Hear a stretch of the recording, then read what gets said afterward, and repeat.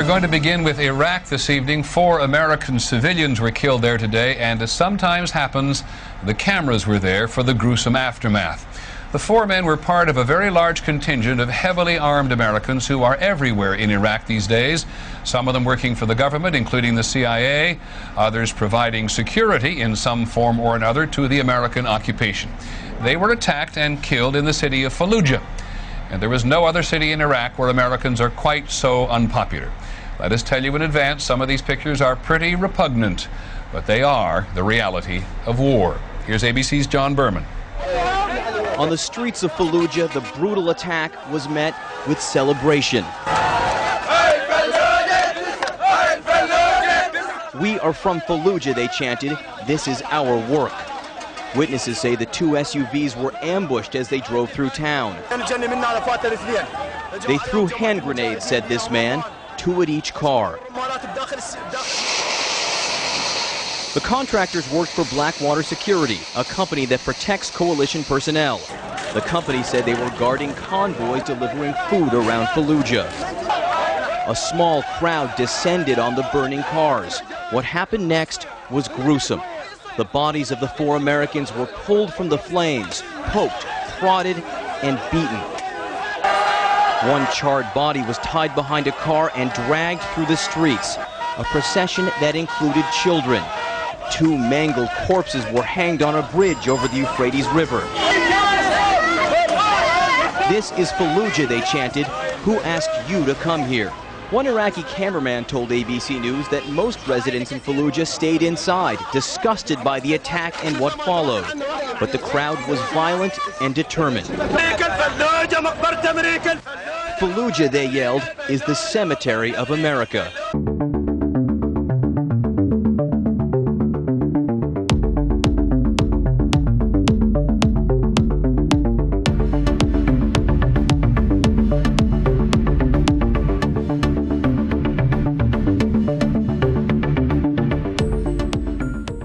New information now about a Phoenix man accused of belonging to al-Qaeda. According to the Department of Justice, Ali Ahmed was arrested for killing 2 Iraqi police officers in 2006. Our Claudia Rupsich found out he's well known in the Phoenix Iraqi community.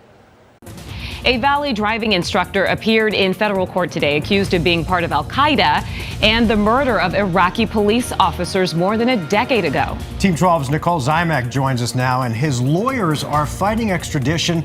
They say his arrest may be all politics.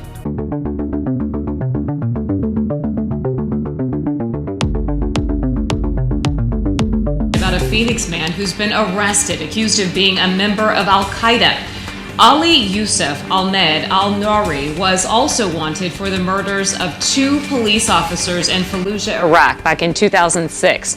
According to investigative documents filed in federal court, the Iraqi National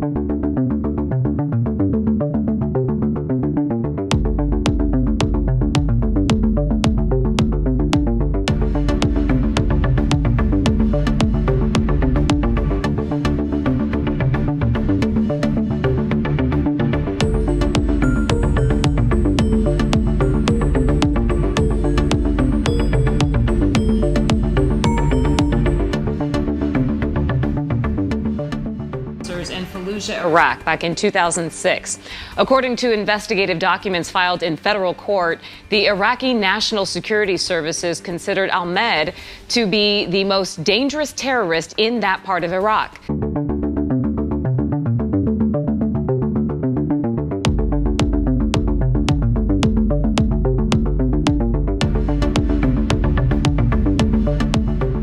The Iraqi National Security Services considered Ahmed to be the most dangerous terrorist in that part of Iraq.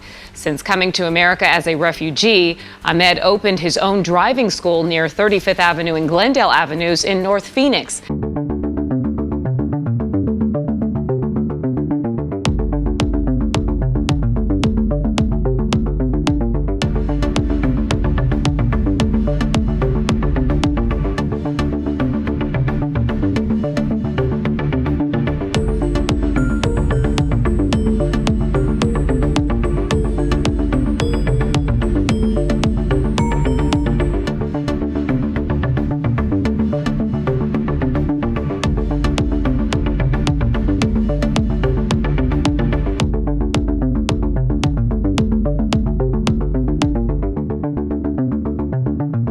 That school was closed when we went by earlier today. Ahmed has a federal extradition hearing scheduled for tomorrow morning.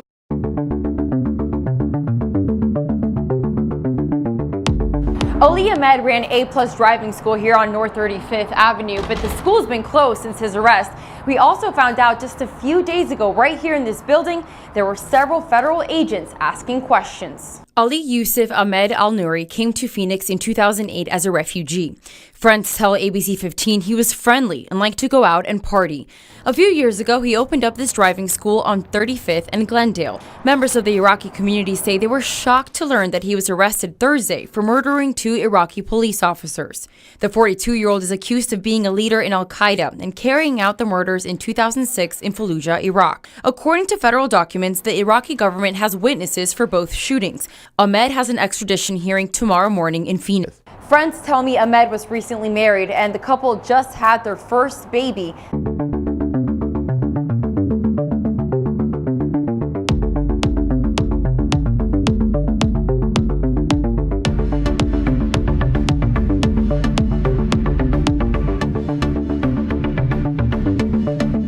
Last month. Reporting in Phoenix, I'm Claudia Rupsich, ABC 15 Arizona. The attorney representing 42-year-old Ali Yusuf Ahmed Al-Nouri pushed for more time to go over the evidence against him. Ahmed is accused by the Iraqi government of being a leader of an al-Qaeda group based in Fallujah in 2006. The complaint against Ahmed alleges that he, along with a small group of terrorists, hunted and killed police officers in what was a hotbed of fighting at the time. Ahmed is accused of the killings of 2 police officers, and the complaint alleges he's responsible for the deaths of more unnamed civilians. His lawyer says the allegations come with very little evidence. Client is a citizen. Client is a citizen. Client is a citizen. He's been in the United States and led a fine and upstanding life. But the Iraqi government says they tracked him down through social media and want him back in Iraq. Since living in the United States, Ahmed had opened a driving school near 35th and Glendale Avenues in North Phoenix. The business caters mostly to the Middle East community.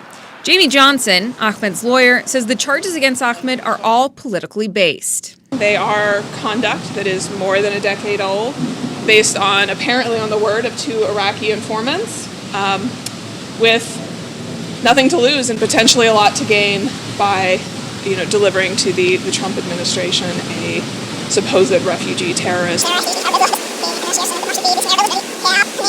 Potentially a lot to gain by, delivering to the Trump administration a supposed refugee terrorist. The judge in this case has given the defense a little more than a week to get caught up to speed, with another hearing scheduled for the 13th. Nicole Zymek, 12 News.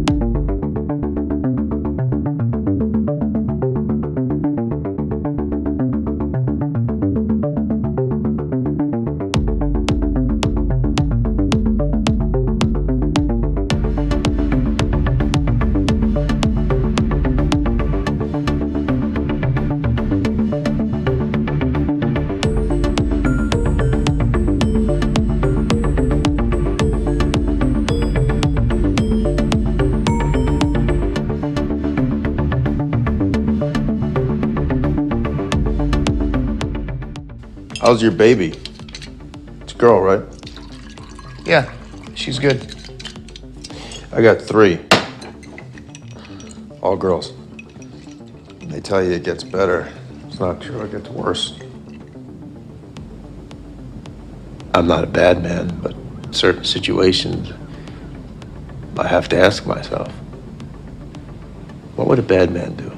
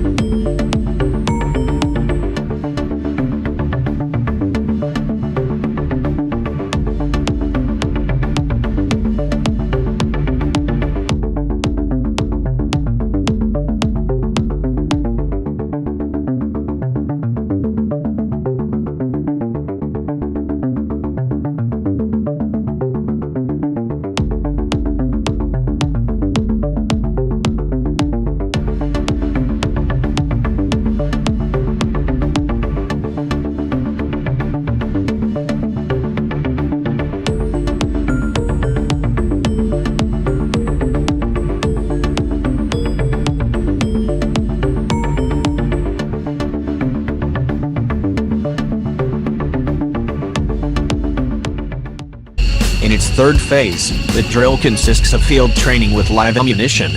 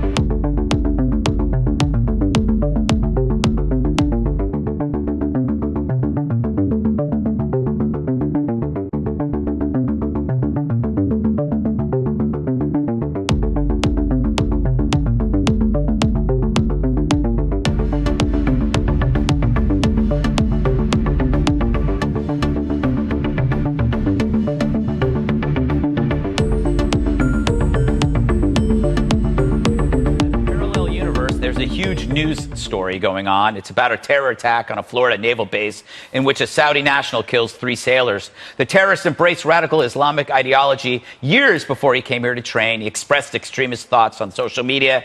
According to reports, the night before, he and pals allegedly watched mass shooting videos. And 2 of the other Saudis investigated in connection to this attack filmed it. Now, this event should raise key questions among our fact-seeking media. Why are we training so many Saudis? Have we ever reconciled the fact that the large majority of 9/11 hijackers were Saudi nationals? Can you start the level of cooperation of these other Saudi nationals that you have detained? Are they still in your custody? Again, like I said, they're not in our custody. As I said, they're not in our custody.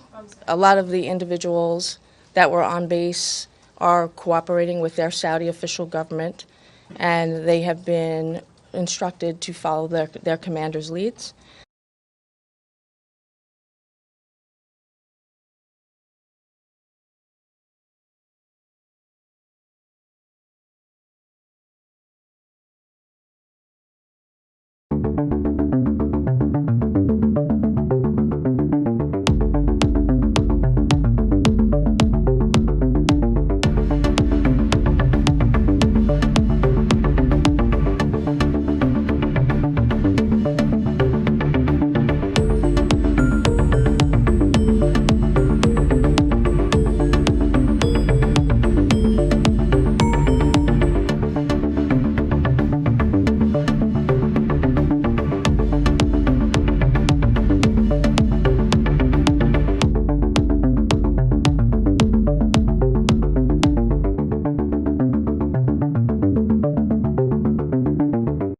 Pray for the Navy personnel.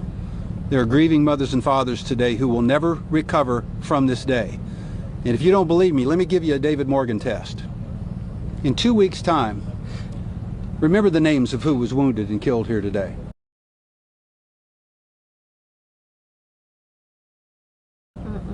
And you won't. You won't. But if today it was a member of your family that was wounded or killed today, this day will be etched in your memory for the rest of your life.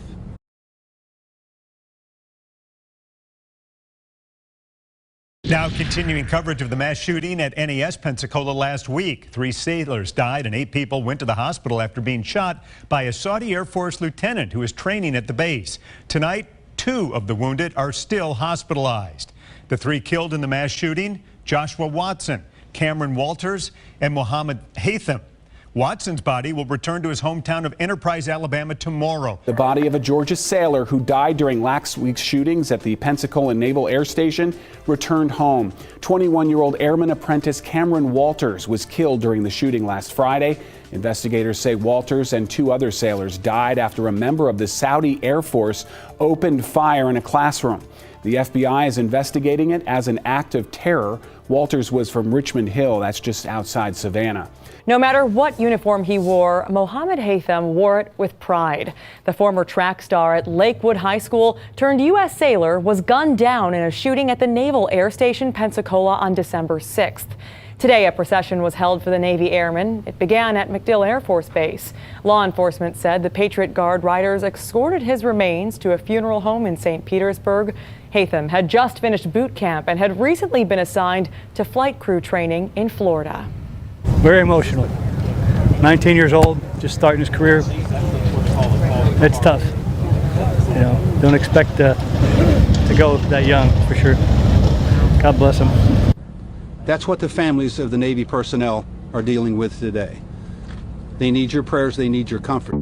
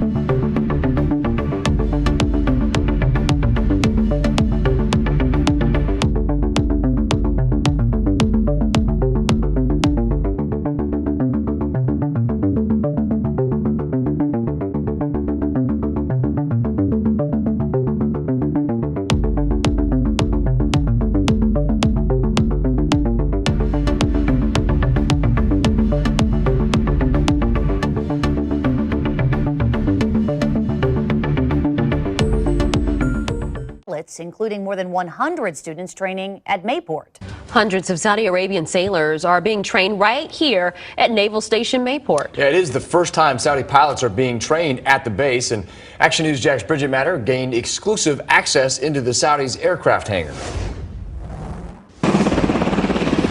The relationship between the United States and Saudi Arabia stretches back to the 1930s. It's based on economic and security ties.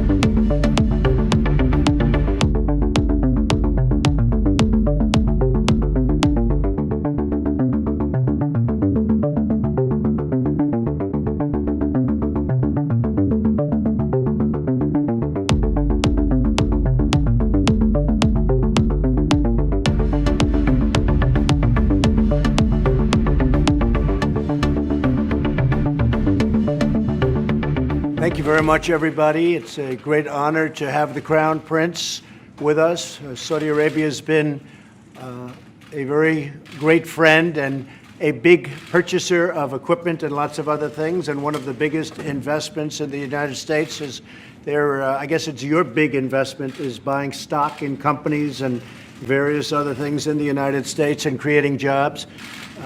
We've become very good friends over a fairly short period of time. I was in Saudi Arabia in May, and we are bringing back hundreds of billions of dollars into the United States, and we understand that, and they understand that. Some of the things that have been approved and are currently under construction and will be delivered to Saudi Arabia very soon, and that's for their protection. But if you look in terms of dollars, $3 billion, $533 million, $525 million. That's peanuts for you.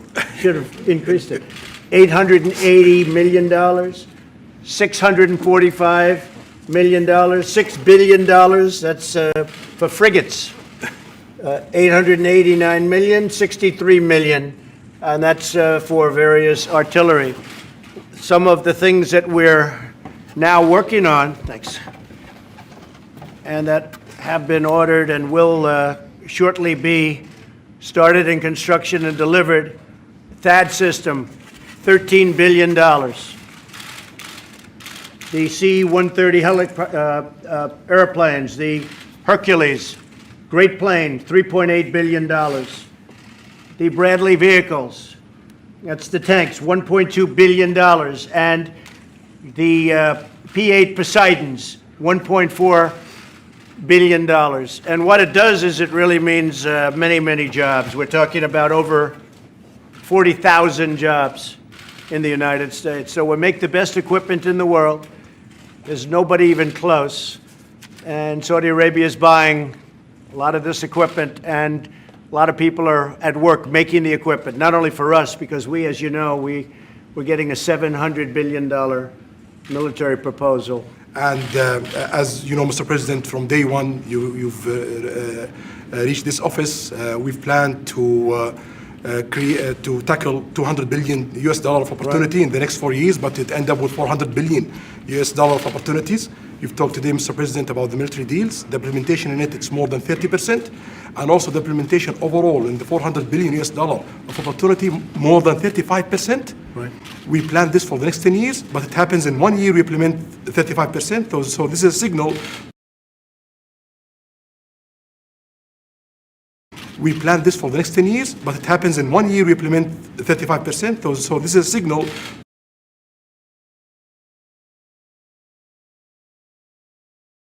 The close future and more opportunities, and that's why we are here today, to be sure that we've tackled all the opportunities and achieve it, and also get rid of all the threats facing our both countries and the whole world. So I'm very glad to be here today. Well, that's right. And you know, one thing that you have been really focused on is the terrorism threat and the funding of terrorism. And whether it's Saudi Arabia or other countries, as we know, there will be no funding. We have a zero tolerance for the funding of terrorists. And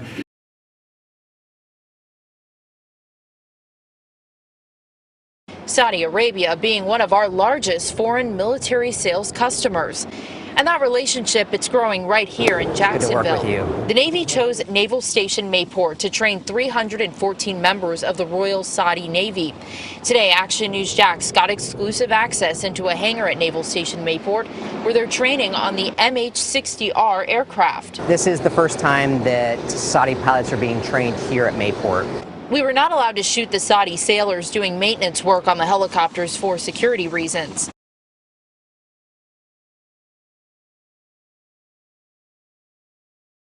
The Royal Saudi Navy, they've purchased 10 aircraft from the U.S. military.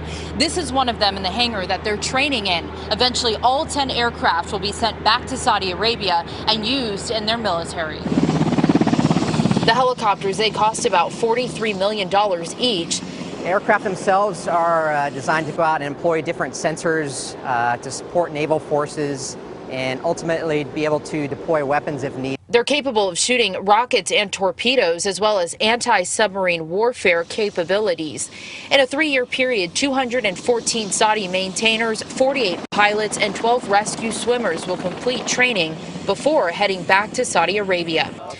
At Naval Station Mayport, Bridget Matters, CBS 47 Action News Jax. Comes just days after a 21-year-old Saudi student shot 11 people and killed 3 at Naval Station Pensacola. News4Jax reporter Brittany Muller joins us live here in studio. These students won't be flying for an undetermined period of time, Brittany.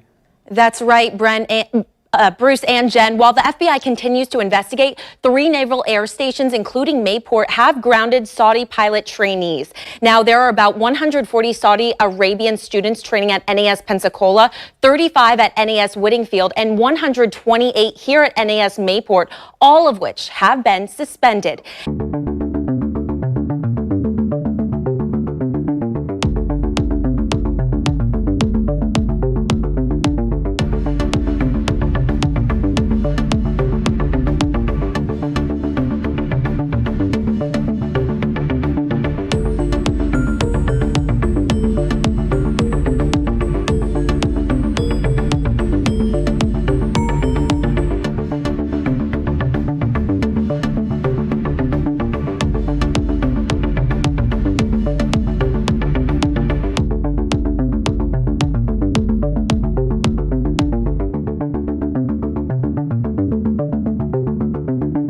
These military partnerships are critically important to our country.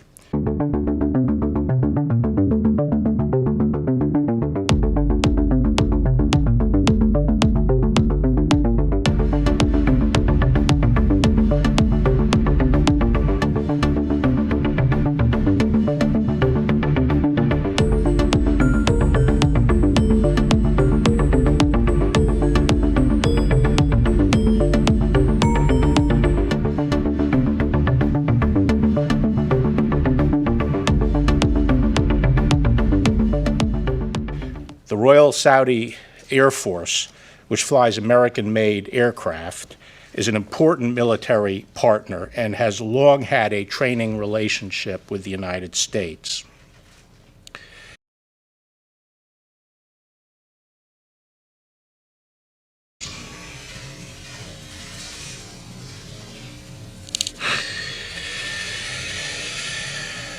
The military is not a feature of my community. It is the defining characteristic of my community. But there is a special kind of grief when the bravest, most patriotic Americans are putting themselves in harm's way to train people from other countries to be able to protect and defend their own country, and then they kill us for it. According to the New York Times, 6 other Saudi nationals were also detained for questioning. Al-Jmarani was one of nearly 5,200 foreign students from about 150 countries for military training here in the United States. Many of those students operate U.S. military hardware that foreign governments buy from the U.S. The shooter was one of 852 Saudi nationals training here in the United States. These types of programs, exchanges, are very important to our national security.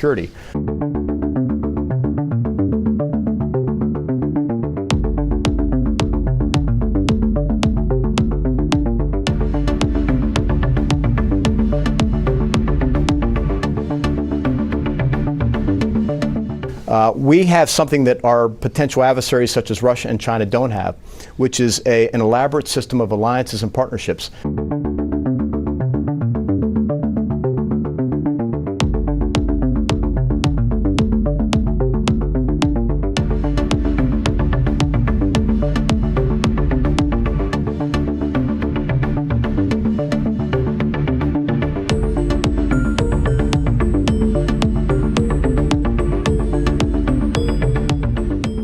And the ability to bring foreign students here to train with us, to understand American culture, is very important to us, building those long-term relationships that keep us safer.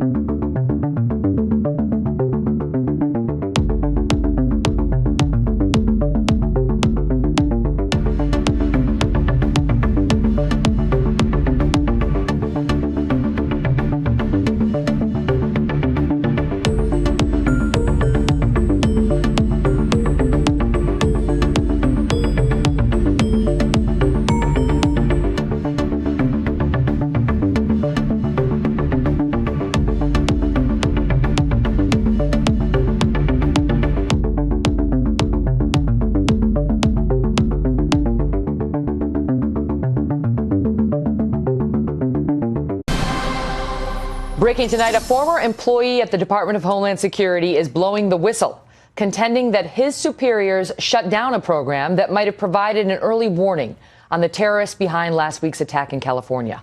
We will speak with him in a moment. But first to Trace Gallagher with the backstory. Trace? Megan, for background, we should note in the early 2000s, Philip Haney was among the founding members of the Department of Homeland Security and was later assigned to the Intelligence Review Unit, or IRU. His job was to investigate individuals with potential links to terrorism, and it was in that capacity that Haney says he noticed a trend of people with suspected radicalized ties coming into the United States. So he began looking into a collection of global networks that were infiltrating radical Islamists into the U.S. In other words, Haney and his team were getting somewhere. But a year into that investigation, Haney says they got a visit from the State Department and the Homeland Security Civil Rights Division, who said that tracking these groups and individuals was, quote, problematic because they were Islamic groups. Haney says the investigation was shut down and 67 of his records deleted. Among them, an investigation into an organization with ties to the mosque in Riverside that San Bernardino terrorist Saeed Farouk attended. Haney believes if his work had been allowed to continue, it may have thwarted last week's attack.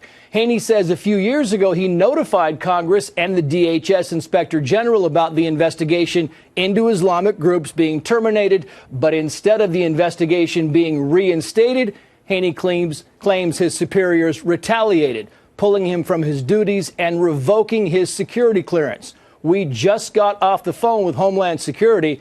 They told us there are many holes in Mr. Haney's story, but they couldn't comment further because of privacy laws. Megan. Trace, thank you. Joining me now with more, former Department of Homeland Security employee Philip Haney, and with reaction, Mark Thiessen, the former chief presidential speechwriter for President George W. Bush and a Fox News contributor. Thank you both for being here. Philip, why do you believe that the work you were pursuing may have led to the detection of these two? The network of individuals that we worked with were tied to a large group called Tablighi Jamaat, part of a larger group called Deobandi. We had thousands of organizations or individuals in the database, and we tracked them as they moved in and out of the United States on the visa waiver program. That's what first brought the group to our attention. And as we developed the case and started putting the pieces in place, we gained more and more evidence of their activities. And they were connected to Farouk's mosque? The Farouk Mosque is called Dar Uloom.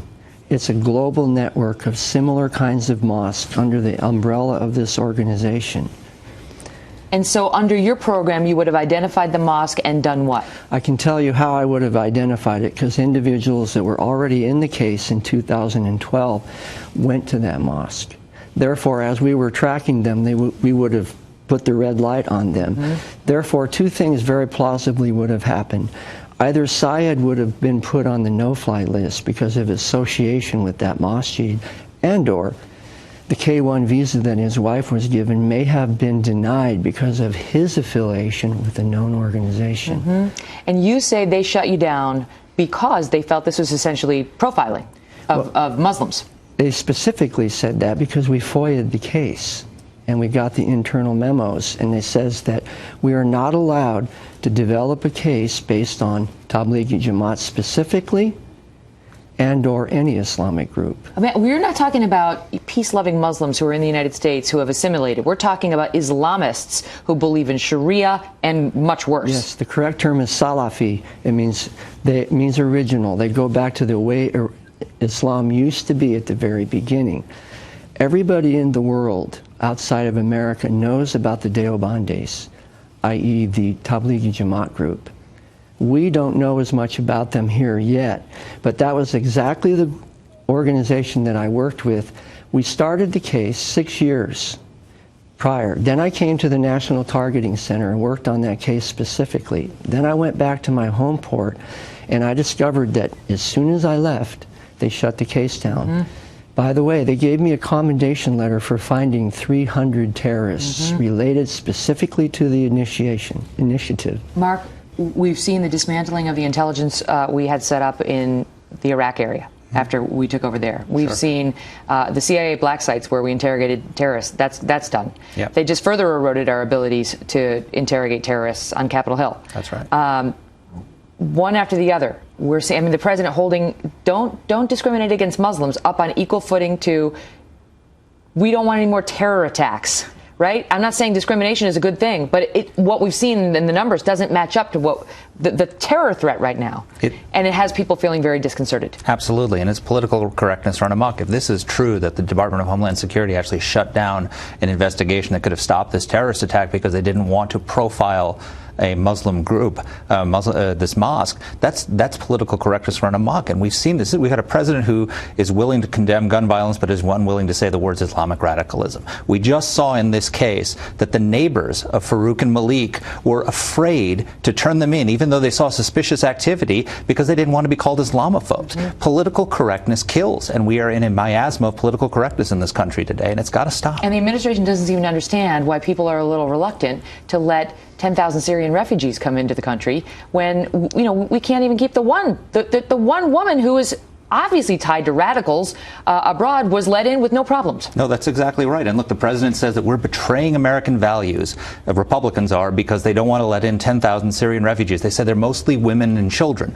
Well, this is a woman with a 6-month-old child who just killed 16 people. I mean, so Republicans raise legitimate security concerns, and they're basically accused of being anti-Muslim bigots. This is deadly stuff. It's got to stop. The people are not against Muslims. They are against radical Muslims and those who affiliate with the Sharia and Salafi, who could potentially be problematic. Thank you both for being here.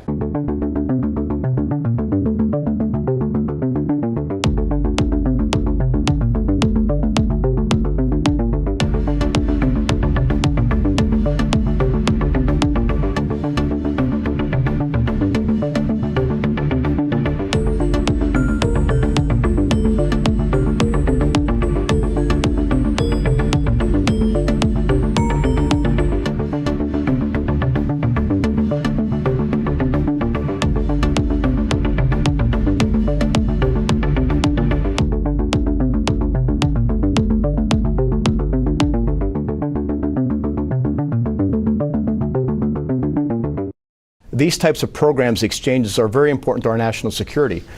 We have something that our potential adversaries such as Russia and China don't have, which is an elaborate system of alliances and partnerships.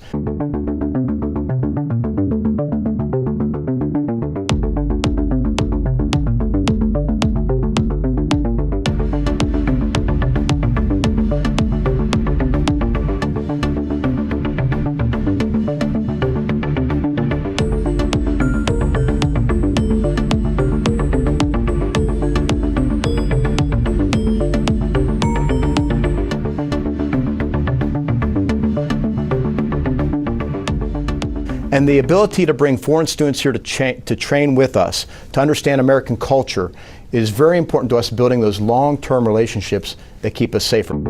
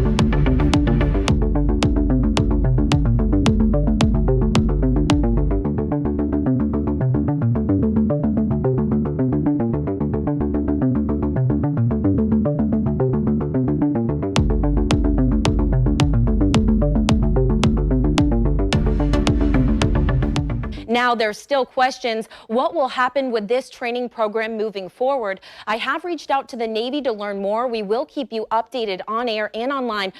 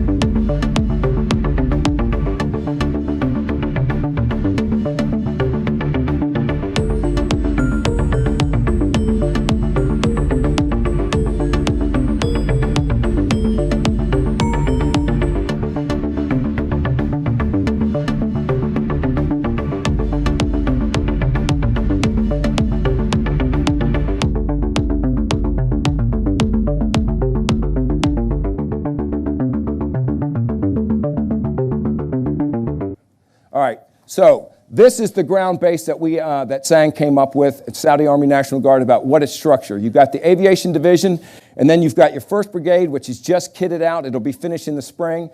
And then you've got your 2nd, 3rd Operational Brigade, and this is through 2023 is the end state when we'll be complete.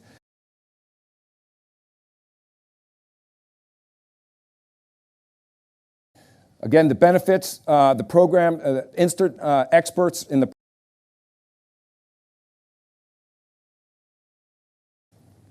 Okay, we're currently in Riyadh with that 1 brigade. I talked about what's going to happen in the future.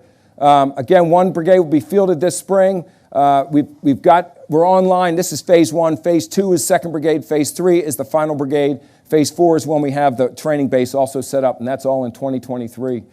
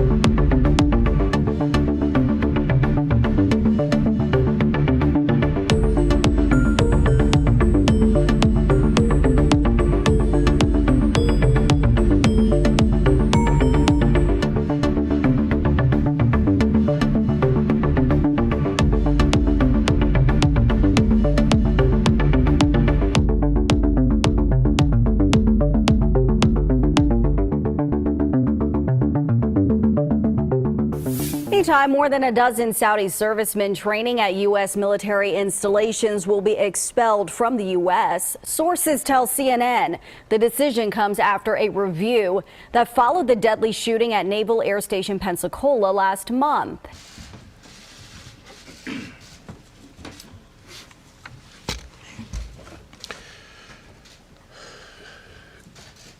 Good afternoon, everyone, and thank you for joining us. We're here to discuss the results of the investigation into the December 6th shooting at Pensacola Naval Air Base, Air Station.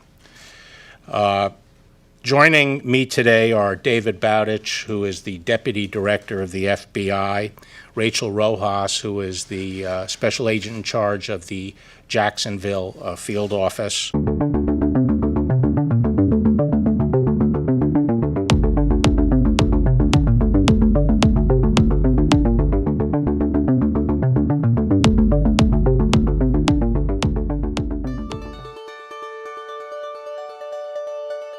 Hi, my name is Rachel Rojas. I'm a special agent of the FBI.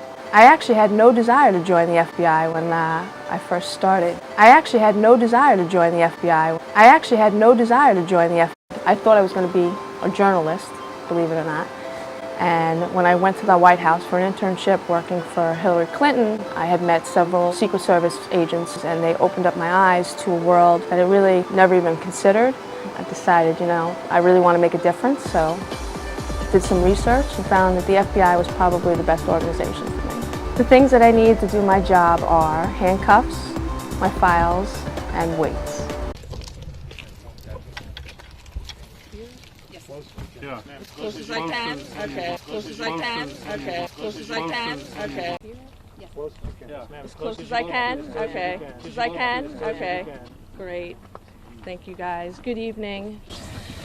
My name is Rachel Rojas. I am the special agent in charge of the FBI Jacksonville field office. Yes, no.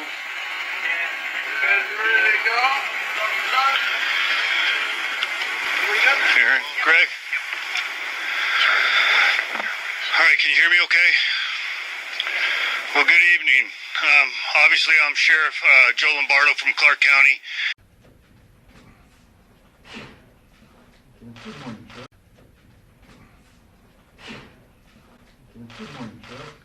Good morning.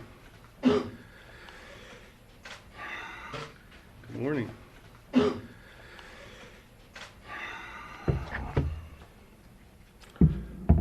Small crowd today. Early.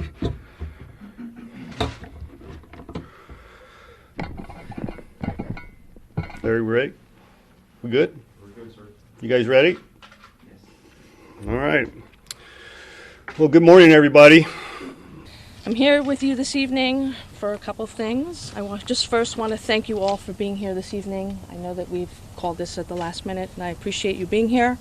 I would also like to offer my heartfelt condolences to the families of the innocent victims today who we had lost, which is why we're here. This is a very heartbreaking day for our community. Director Wray and the members of the FBI are all grieving, along with all of you. We are working tirelessly to find answers to the many questions surrounding what happened today. FBI personnel have been here since very early this morning, first to assist our partners at Escambia County Sheriff's Office and NCIS, and now we are here as the agency coordinating this investigation moving forward. The FBI has available and is providing a wide range of resources, including agents, intelligence analysts, and professional staff from multiple field offices, as well as experts from the FBI Laboratory Division, the evidence response teams from numerous field offices.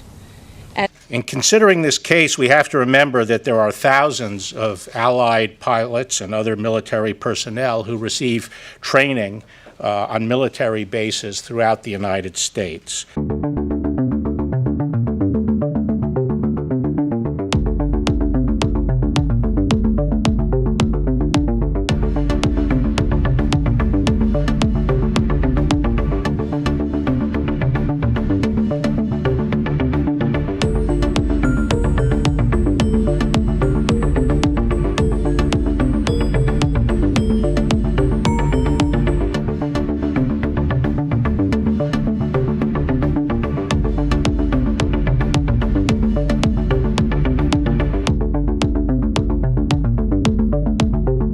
Let's get straight to our top story, the latest on the investigation into whether that attack at the Naval Air Base in Pensacola, Florida, was an act of terror. Investigators looking into whether the gunman, a member of the Saudi Air Force, was acting alone. They also say he made a visit to New York City in the days before the attack. Also this morning, other military bases across the country are on alert. For the latest, we turn to ABC's Stephanie Ramos, who's in Pensacola. Good morning to you, Stephanie. Eva, good morning. Law enforcement officials say they're continuing to follow leads that may help them understand exactly why the gunman opened fire here at the Naval Air Station. Authorities say they're taking a look at his social media footprint, his writings online where he expressed anti-America hate, his phone records, but also his classmates. This morning, several classmates of the Naval Air Station Pensacola gunman are now undergoing FBI questioning after Friday's deadly attack. The Saudi national, part of a training program for international military personnel here in the U.S., opened fire, killing 3 U.S. Navy sailors and injuring 8 others, including law enforcement officers. Investigators looking into whether the attack was motivated by terror.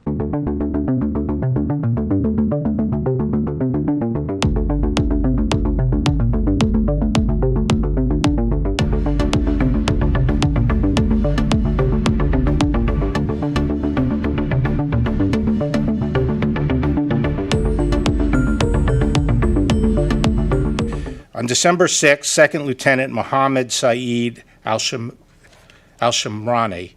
a member of the Royal Saudi Air Force, entered a building on grounds of the Pensacola Naval Air Station and killed 3 U.S. sailors and severely wounded 8 other Americans. He was killed during the attack. This was an act of terrorism. The FBI now retracing the steps of 21-year-old Mohammed al-Shamrani, a second lieutenant in the Royal Saudi Air Force, including a recent trip to New York City, where he visited several attractions. That visit now believed to be tourist in nature. This was an act of terrorism. The evidence shows that the shooter was motivated by jihadist ideology. During the course of the investigation, we learned that the shooter posted a message on September 11th of this year stating the countdown has begun. During the Thanksgiving weekend, he then visited the 9/11 memorial in New York City.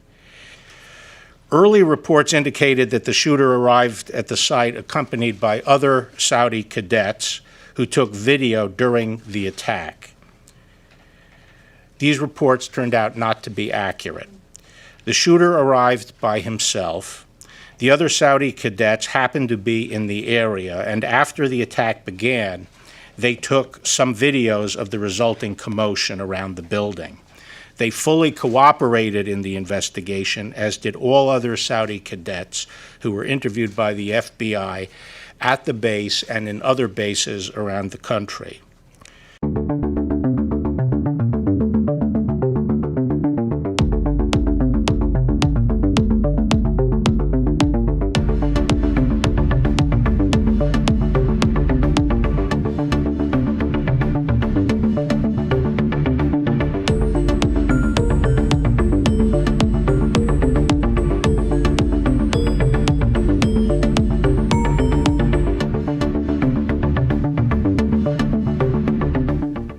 I would also like to address the cooperation of the Kingdom of Saudi Arabia.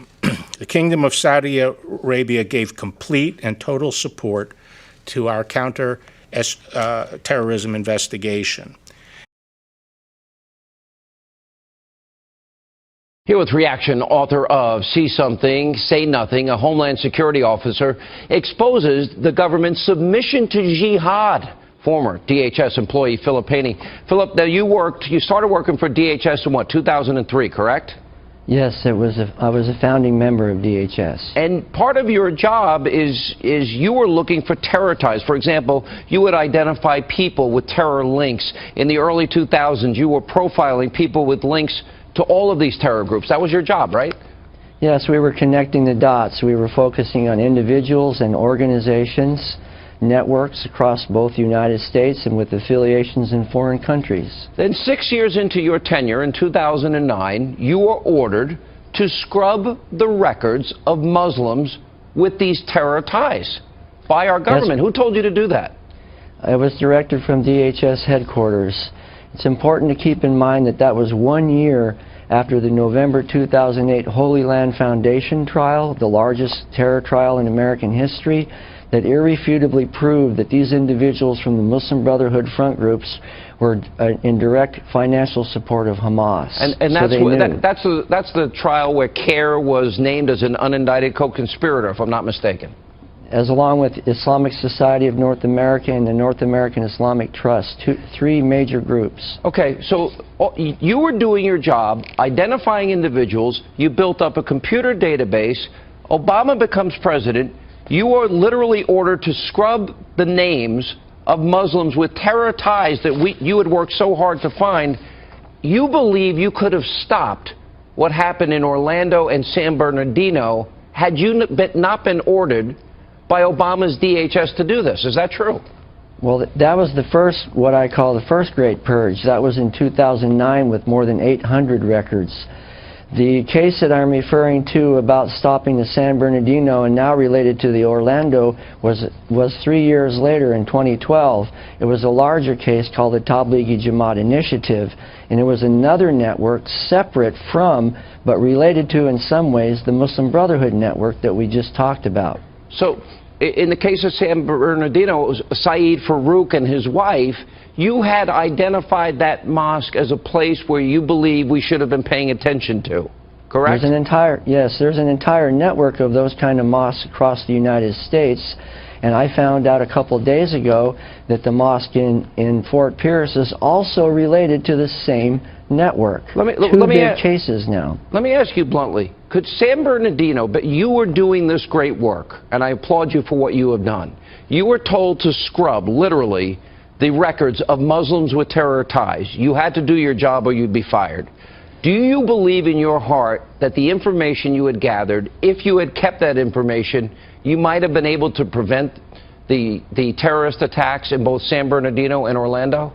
Well, to clarify, I wasn't told to scrub. My agency deleted them themselves. But yes, I believe I have a plausible premise that we could have stopped it by two major ways. Either Saeed Farouk would have been put on the no-fly list and not allowed to travel, or his pending fiancée would have been denied a visa because of his affiliation with an organization with plausible ties to terrorism. That's at least two different ways. Can I repeat this one other way? You did your job, and other people did their jobs, and in comes the Obama administration, and they wipe out all the work that could have potentially saved the lives of Americans. Is that a fair statement? Yes, it's a fair statement. My records were tagged, and I got an email from all 67 of them when they were deleted, and they came back to my inbox exactly the moment when they were entirely deleted from the system. Oh, my God. This is unconscionable. Phil Haney, thank you for telling the truth and speaking out. We appreciate it. You're welcome. It shocks the conscience. I would also like to address the cooperation of the Kingdom of Saudi Arabia. The Kingdom of Saudi Arabia gave complete and total support to our counter-terrorism investigation.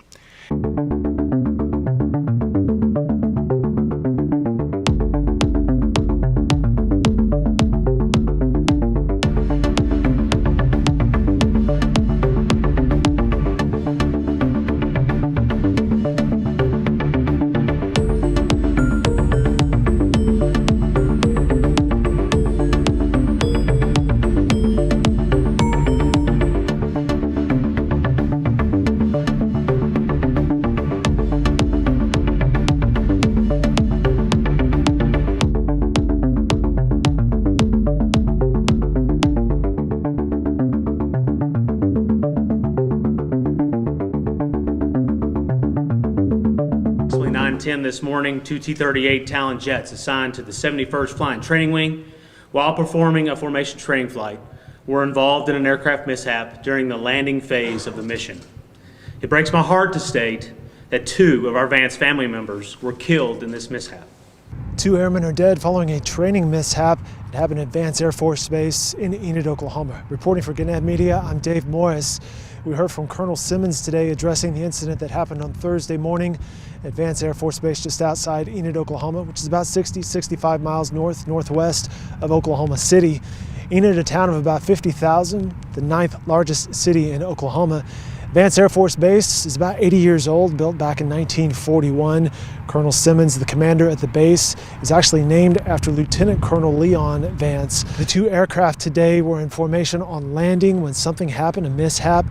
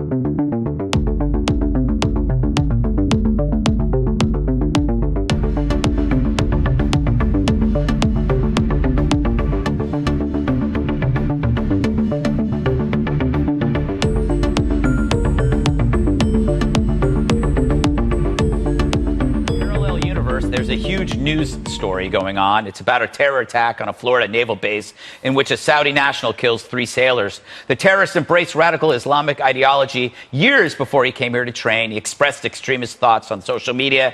According to reports, the night before, he and pals allegedly watched mass shooting videos. And 2 of the other Saudis investigated in connection to this attack filmed it. Now, this event should raise key questions among our fact-seeking media. Why are we training so many Saudis? Have we ever reconciled the fact that the large majority of 9/11 hijackers were Saudi nationals? Al-Jmarani was one of nearly 5,200 foreign students from about 150 countries for military training here in the United States. Many of those students operate U.S. military hardware that foreign governments buy from the U.S. The shooter was one of 852 Saudi nationals training here in the United States. Those students are now grounded and will be limited to classroom training. The pause in flight training will not apply to students from countries other than Saudi Arabia. Now, there's still questions. What will happen with this training program moving forward? I have reached out to the Navy to learn more. We will keep you updated on air and online, news4jax.com, as soon as we know more. They ordered all Saudi trainees to fully cooperate. This assistance was critical to helping the FBI determine whether anyone assisted the shooter in these attacks. While there is no evidence of assistance or pre-knowledge of the attack by other members of the Saudi military or any other foreign nationals who were training in the United States, we did learn of derogatory material possessed by 21 members of the Saudi military who were training in the United States. 17 had social media containing some jihadi or anti-American content. However, there was no evidence of any affiliation or involvement with any terrorist activity or group.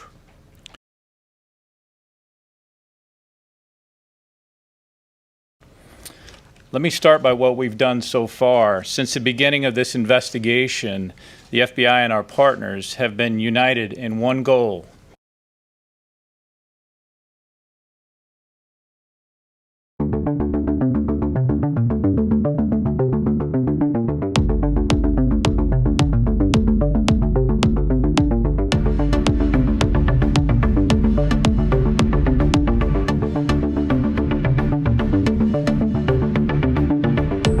Empire star Jussie Smollett has been beaten in a brutal homophobic and racist attack, and family and celebs are calling for justice. Hey guys, I'm Chanel Herlin, and it's 2019. When is this going to change? Jussie Smollett from the hit show Empire has been hospitalized due to a hate crime, and I've got all the details you need to know. Early this morning, Jussie was attacked outside a Subway sandwich shop in Chicago.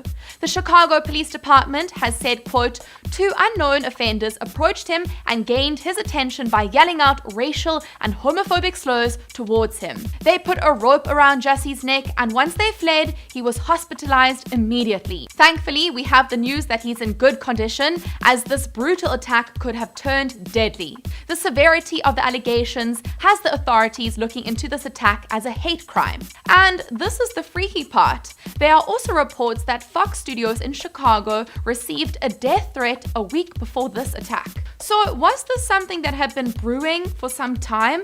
Was Jussie followed?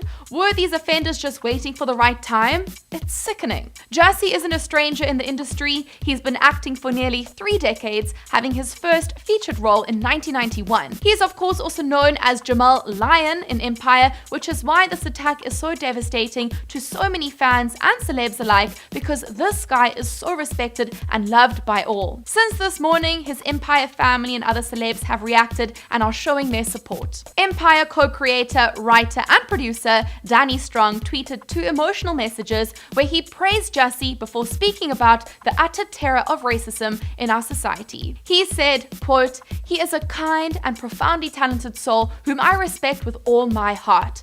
The terror of racism and homophobia has no place in our society. It is the most indecent way to live." He continued, "Whoever did this, do not forget that you are nothing but hate-filled cowards, while Jussie's talent and activism will continue to shine a bright light onto the world for decades to come." Actress Lala Anthony posted a photo of Jussie on Instagram with the caption, "I stand with you, Jussie, praying for your speedy recovery. This makes me sick to my stomach. In 2019, this is still happening. Pay attention. Actress Zendaya tweeted, "This is heartbreaking and terrifying. Please pay attention to what's happening here. Sending all my love to Jussie." And comedian Margaret Cho tweeted, "No words, love to you, Jussie." TMZ's latest report is that Jussie and the rest of the Empire cast will have armed security going forward while they continue to shoot the show in Chicago. Like both Zendaya and Lala have said, pay attention.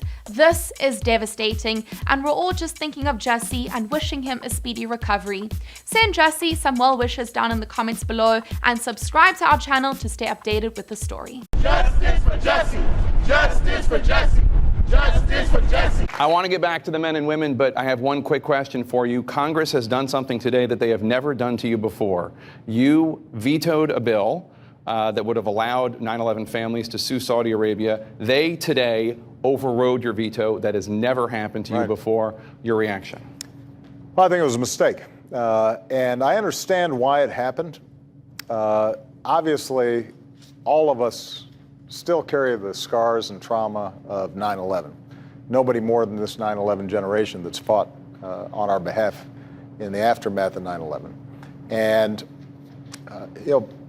those families deserve support and they deserve resources. That's why we set up a victims compensation fund, and on average, families received about $2 million each. But what this legislation did was it said if a private citizen believes that having been victimized by terrorism, that another country didn't do enough to stop one of its citizens, for example, in engaging in terrorism, then they can file a personal lawsuit, a private lawsuit in court. And the problem with that is that if we eliminate this notion of sovereign immunity, then our men and women in uniform around the world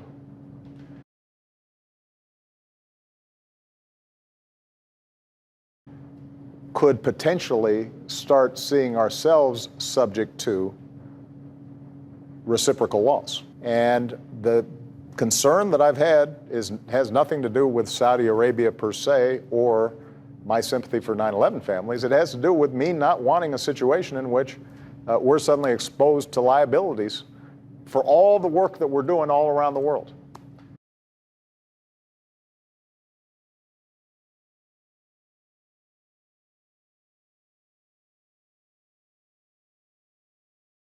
And suddenly finding ourselves subject to the private lawsuits in courts where we don't even know exactly whether they're on the up and up in some cases. So, this is it's a dangerous precedent, and it's an example of why sometimes you have to do what's hard.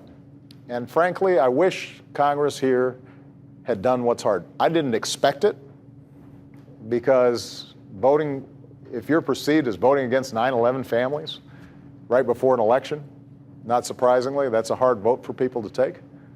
But it would have been the right thing to do. Today, I'm coming to the floor not to talk about Democrats or Republicans, but to talk about a third group that also wields tremendous power in Washington, Citigroup. Mr. President, in recent years, many Wall Street institutions have exerted extraordinary influence in Washington's corridors of power. Citigroup has risen above the others. Its grip over economic policy making in the executive branch is unprecedented. Consider just a few examples. 3 of the last 4 Treasury secretaries under Democratic presidents have had close Citigroup ties. The 4th was offered the CEO position at Citigroup, but turned it down.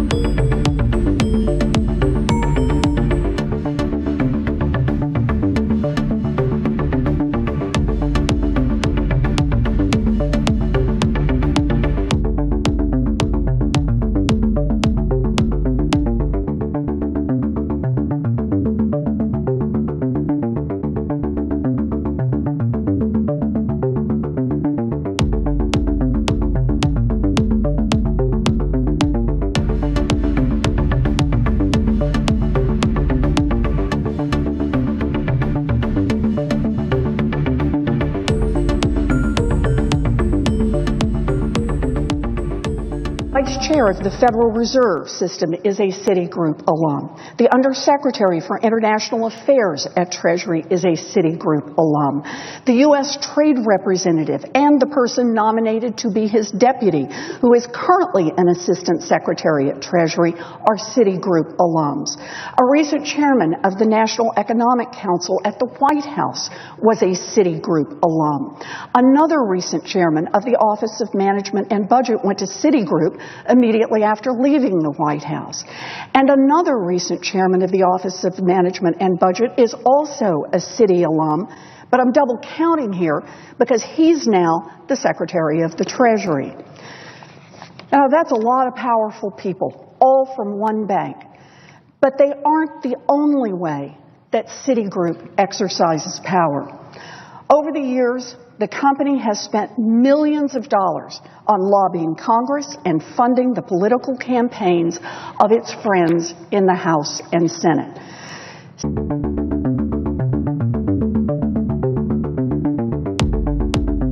I am happy to be in the region, back in the region, and so pleased to be able to welcome back to the program His Highness Prince Al-Walid bin Talal of Saudi Arabia. Your Highness, nice to have you on the program. Thank you for joining us. Nice to be in your program, Maria, again. Let me kick it off and get your reaction. You being the single largest shareholder of Citigroup, what is your reaction to the government's rescue plan? Well, I think what took place today was very dramatic in very dramatic times. I have always been in touch with Mr. Vikram, especially lately, and as he confirmed last week in several town hall meetings, that Citigroup was solid, was a company flushing almost $100 billion of revenues every year, and with the program he has set of cost cutting to around $50 to $52 billion, this keeps around $50 billion as operating margin to play around with. So Citigroup, although the price went down to a very unreasonable price lately, it still was on very solid grounds. And clearly what took place this morning,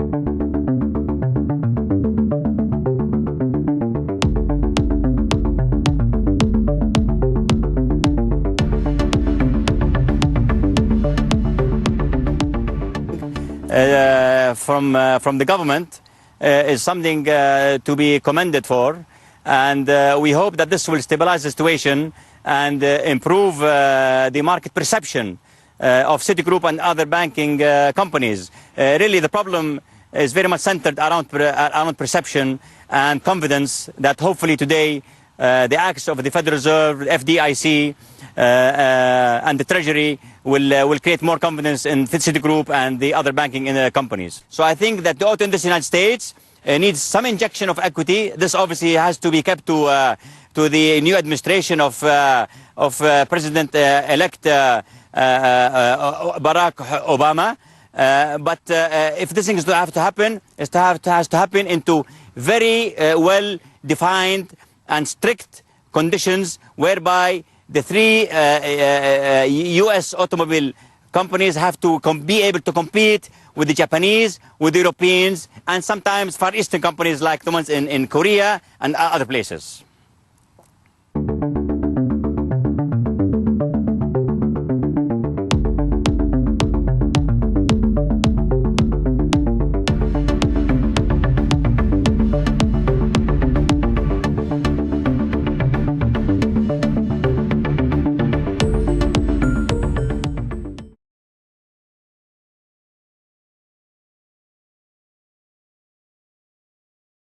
The Ohio State attacker. He was a Somali refugee. Our next guest is a filmmaker who interviewed Somalis in Minnesota. They told him they wanted to live under Sharia law in a Muslim country. They did not want to assimilate here. Roll that tape. Easy to be Muslim in America, or is it hard? It's easy Muslim. It's easy to be Muslim in America. Nobody gives you problems. No, it's no problem. And you go to school here, obviously. Yeah. And the kids, are they good to you? Are they nice to you? Is it tough? Oh yeah. It's not tough at all. It's not tough at all. No. This is a free country. That's the beauty of it. So we love America. I mean, You know, it's a great country, freedom of speech, freedom of choice of your religion. Right. So we don't have any issues. Do you feel more comfortable living under American law, or do you feel more comfortable living under Sharia law? Sharia law. I'm a Muslim. I prefer Sharia law. Sharia law, yes. You prefer Sharia law over American law? Of course, yeah. Of course, yeah.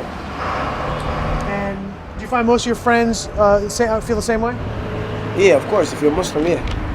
Sharia law, it says if you steal something, they cut off your hand. So basically, they can leave their stores doors open. Nobody's gonna steal anything because the Sharia is so tight. Usually, they don't do anything. The smallest things usually have big consequences. He can make his daughter marry somebody. Yeah, he can. Yeah, he can. He has the authority, you know. The authority to do that. Yeah, to do that. Yeah. So here, how young do you think it's okay? Yeah, 15. How do you feel when this whole controversy with the Prophet Muhammad and people depicting the Prophet in cartoons? How does the whole thing make you feel? That really pisses me off. You know what I mean? Because they know it's a button to push. That makes me angry, and it's just that everyone gets like the big freedom, and then they don't see that the freedom that they're getting is causing a problem. It's causing hatred for other people. Would it be better if we made it illegal in America to make fun of the Prophet Muhammad? Definitely, yeah. Do you think we should make a law that makes it illegal to? That would be better. Yeah, that would be better to stop, aggression. I was so upset and I was so mad.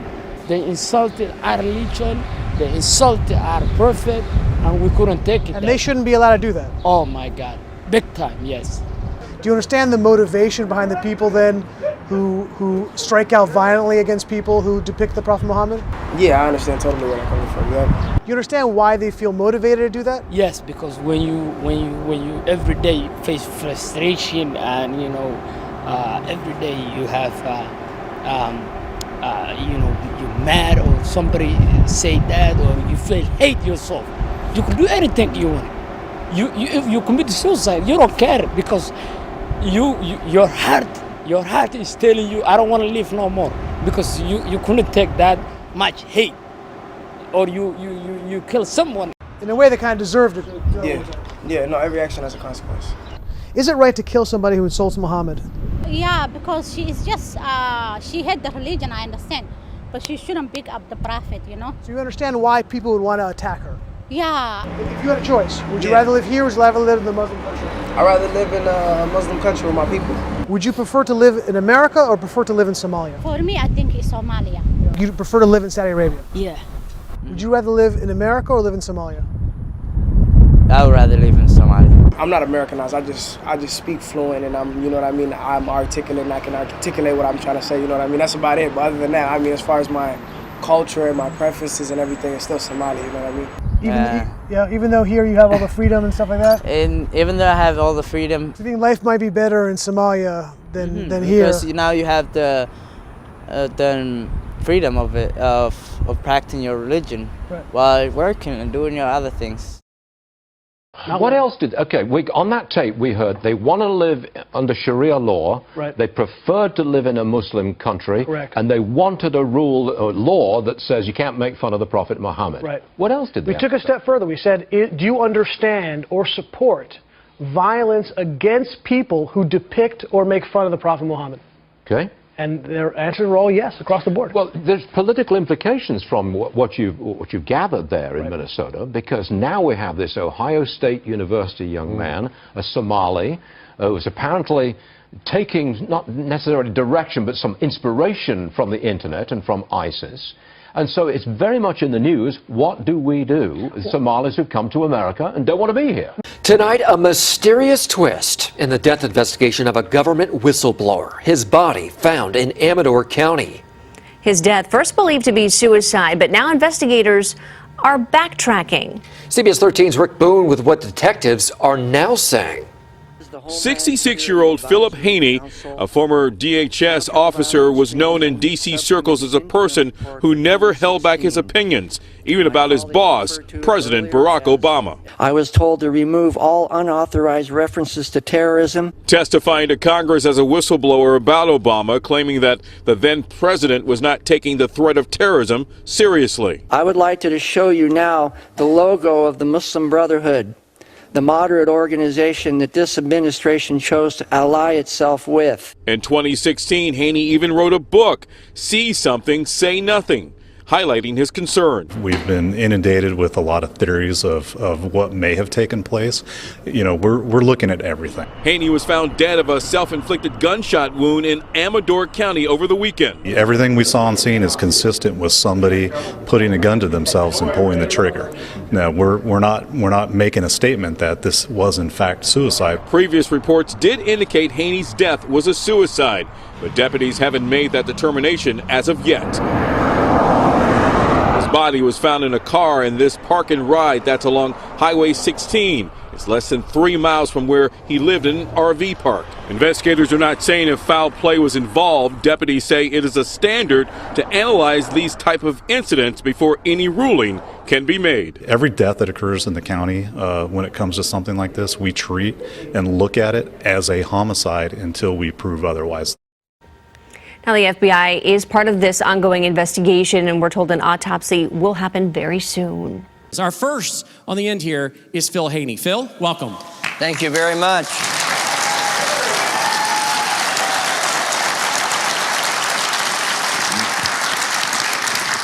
I'm a founding member of the Department of Homeland Security.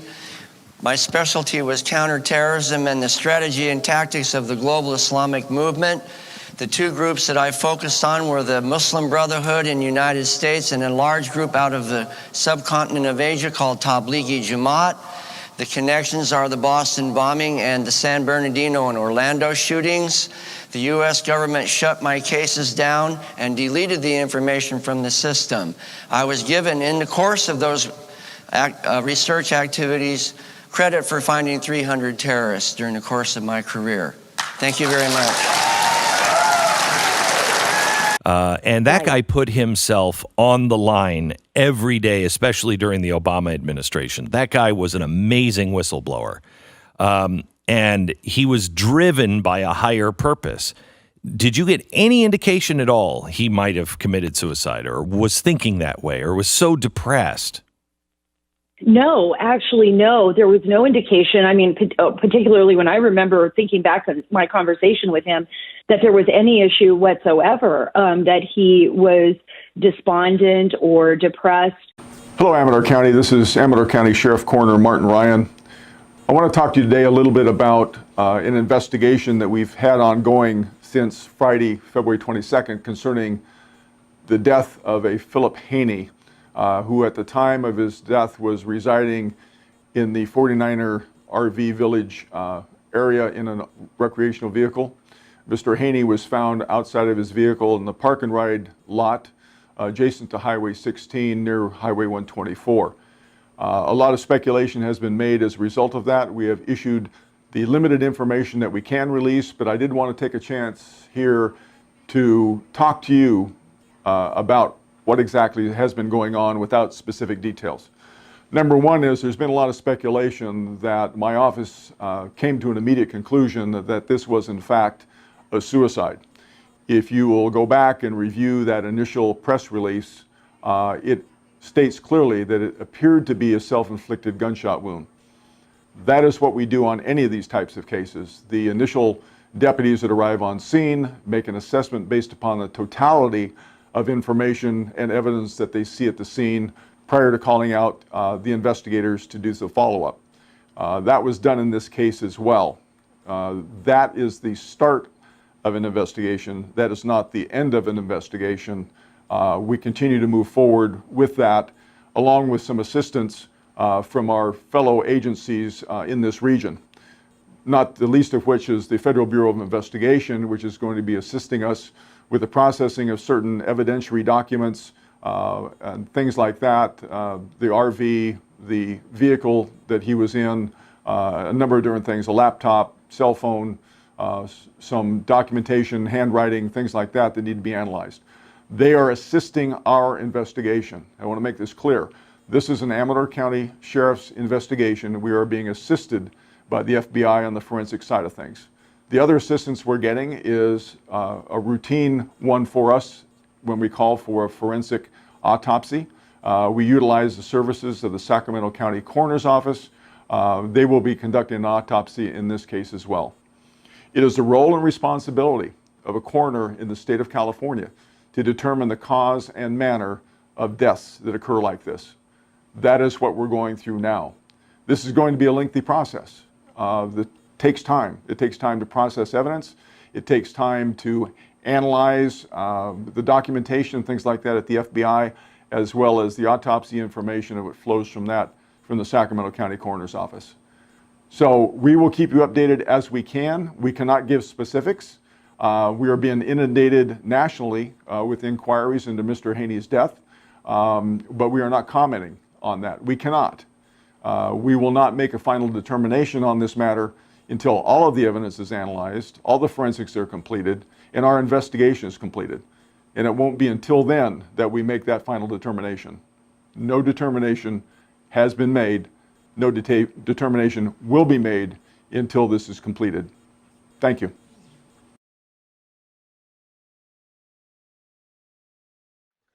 Philip Haney studied Arabic language and culture while working as a scientist in the Middle East before becoming a founding member of the Department of Homeland Security in 2002.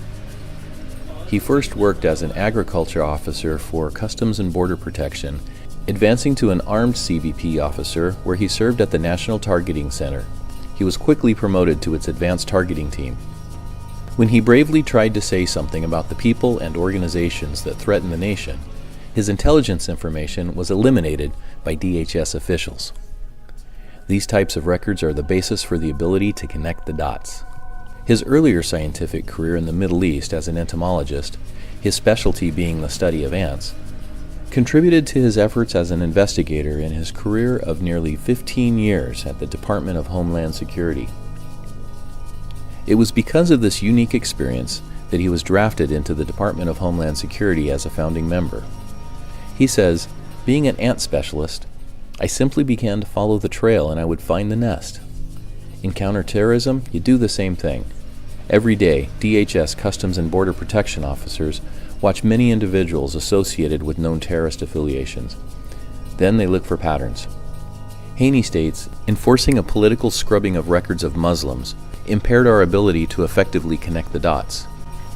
Philip Haney has deep experience in threat analysis and intelligence.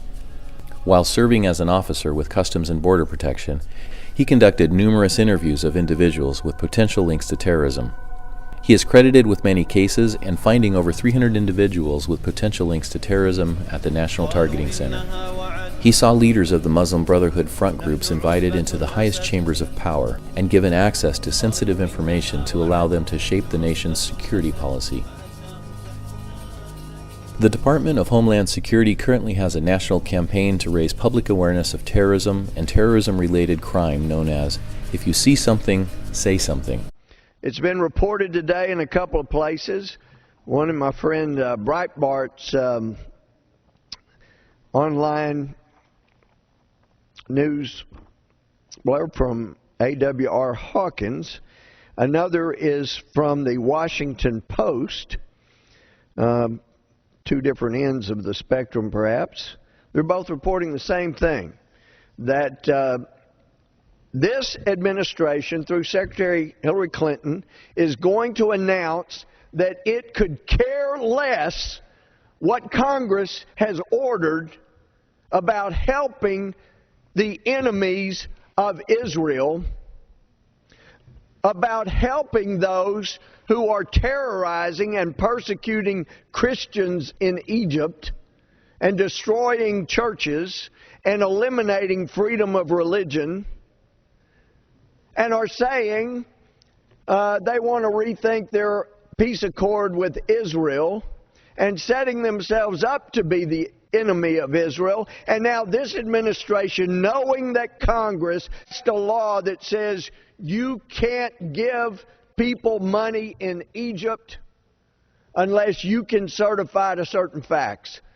And they cannot, not honestly, If they do so now with what we know publicly, we know they will not be honest in doing so. And they're going to give $1.5 billion, not in humanitarian aid, according to this story, not food, military aid. So forget all of those speeches that this president gave at AIPAC and, oh gosh, we're Israel's best friend, we're going to help them, because, oh no, we're going to give people who have the power to destroy Israel on the border with Israel military aid as they are planning. Many there make it clear they hate Israel, they hate us.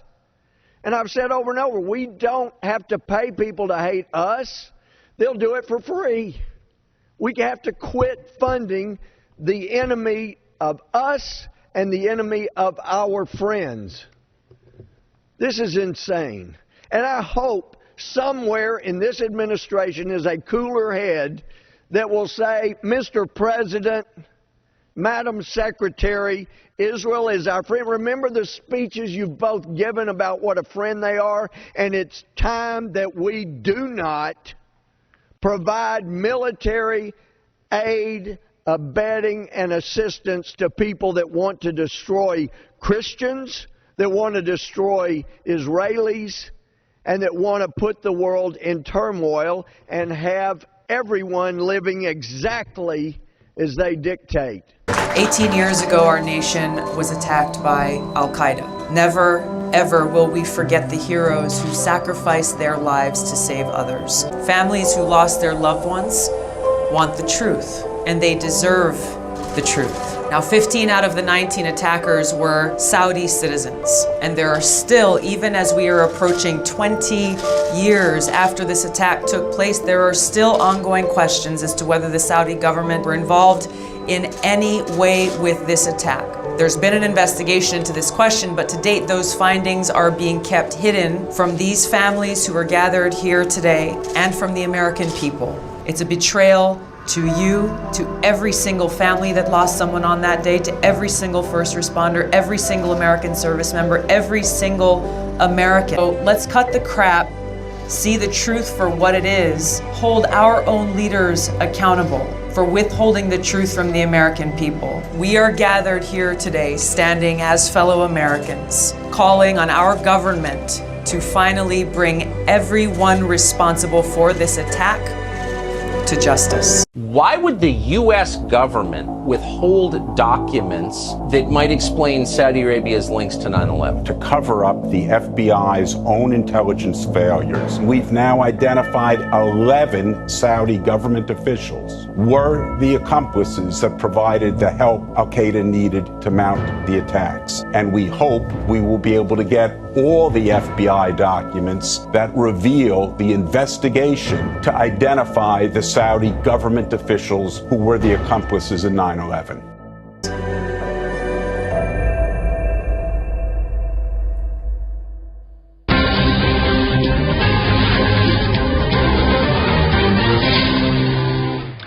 It was a long time coming, but tonight we are getting a chance to go over a chapter of history that has been secret up until now.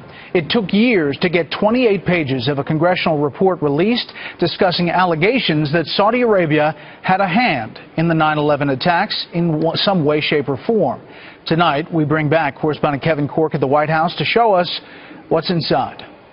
Was the Saudi government involved in any way in the 9/11 attacks, directly or indirectly? The previously classified 28 pages of the 2002 congressional report on 9/11 suggest the answer is yes. The documents, released today by the House Intelligence Committee, confirmed suspicions that the 9/11 terrorists, most of whom were Saudi nationals, likely received support from Saudi intelligence officers. One section of the report states, quote, while in the United States, some of the September 11th hijackers were in contact with and received support or assistance from individuals who may be connected to the Saudi government, saying again later, quote, there is information, primarily from FBI sources, that at least 2 of those individuals were alleged by some to be Saudi intelligence officers.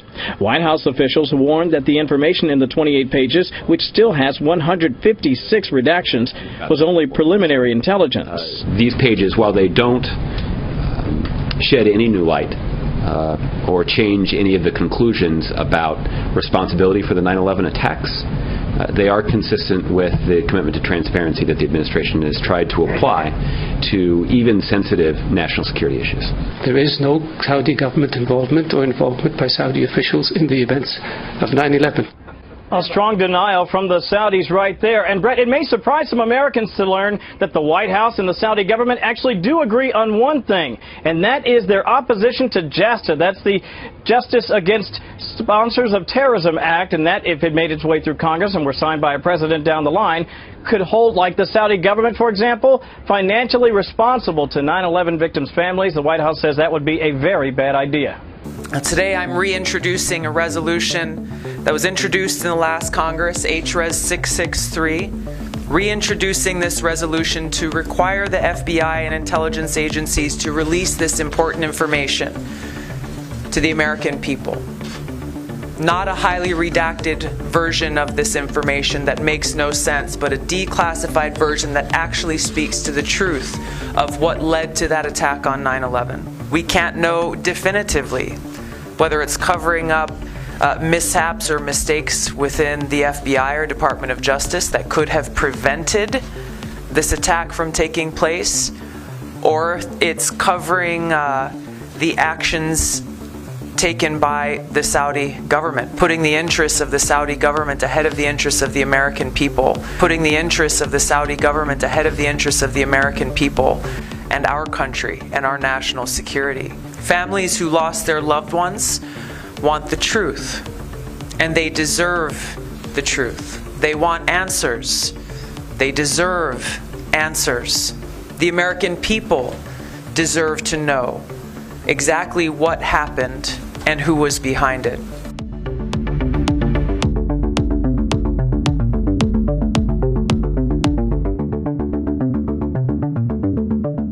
Congresswoman Tulsi Gabbard is one of the very few demanding the full disclosure of Saudi ties to 9/11. Yesterday, she also called for ending U.S. military aid to the kingdom. She joins us tonight. Congresswoman, thanks so much for coming on. Why would the U.S. government ever side with the Saudi kingdom of all countries against our citizens? This story that we are hearing from the families of those who were killed on 9/11 pushes this issue to the forefront, where for so long leaders in our government have said, well, Saudi Arabia is our great ally, they're a partner in counterterrorism, turning a blind eye or completely walking away from the reality that Saudi Arabia time and again has proven to be the opposite.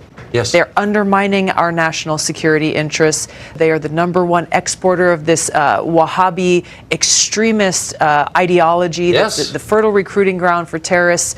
It is our government, our own government, that is hiding the truth from Chris and Brett and the many other families of those who were killed on 9/11.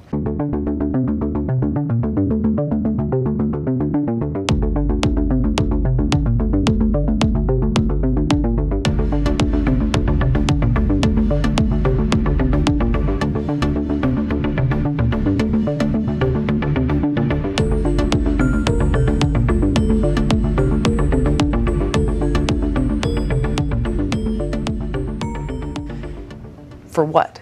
Where do the loyalties really lie? So I was thinking in the commercial break of the number of people I know personally, not abstractly, but have had lunch with in this city who are taking currently money from the Saudi kingdom or their allies in the Emirates, the Gulf states. And I wonder if that maybe plays some role. Like, a lot of people are on their payroll here. Yeah. You know, we talk about the foreign policy establishment in Washington. We talk about the political elite, the military-industrial complex. We hear things from some of those people. Well, you know, hey, we sell a lot of weapons to Saudi Arabia. So, you know, if we burn bridges with them, then who are we going to sell our weapons to? Where are we going to get that money from? Use all of these excuses that have nothing to do with the interests of the American people, with our national security interests. And that's, I'm proud and honored to be able to stand shoulder to shoulder with these 9/11 families in demanding this truth, because yes, it is about truth and justice and closure for all of them. Now, as we approach 20 years since that attack on 9/11, it's also about our national security, the safety and security of the American people. I'll never forget, right after 9/11, living here in the city of Washington, our airports were closed, all airports were closed in this country, and learning that chartered flights of Saudi citizens had been allowed with U.S. government approval to take off and run back to Saudi Arabia without being questioned by authorities here. And thinking, if I tried to do that, I'd be in prison. Why are we giving preference to Saudi citizens over our own citizens? Yeah, exactly. It makes no sense if you think about, well, what would happen if we actually had leaders who are putting the interests of our country above all else? You follow the money trail. Follows back to the military-industrial complex. You look at how many of the think tanks here in Washington who send so-called experts to go and testify before Congress who are funded by Saudi Arabia to spout their talking points.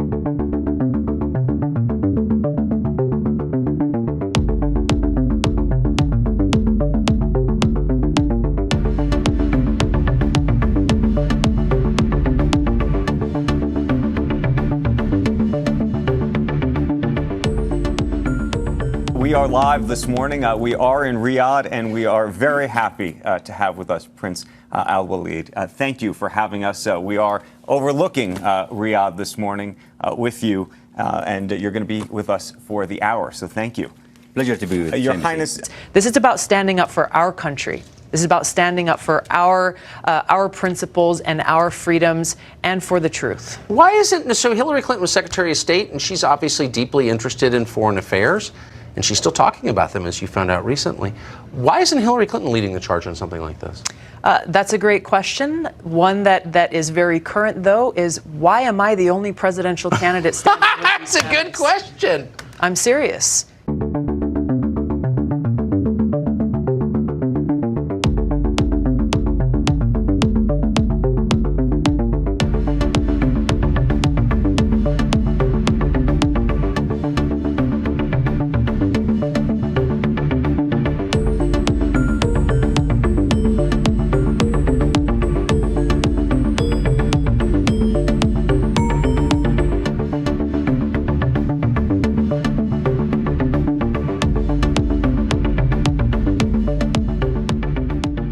It has been 18 years since the 9/11 attacks, but the families of the victims are still finding that their own government, our government, the U.S. government, is standing in the way of justice. And that's not a metaphor, like literally standing in the way. A group of them, people whose loved ones were killed on 9/11, are suing Saudi Arabia for its alleged role in the attacks.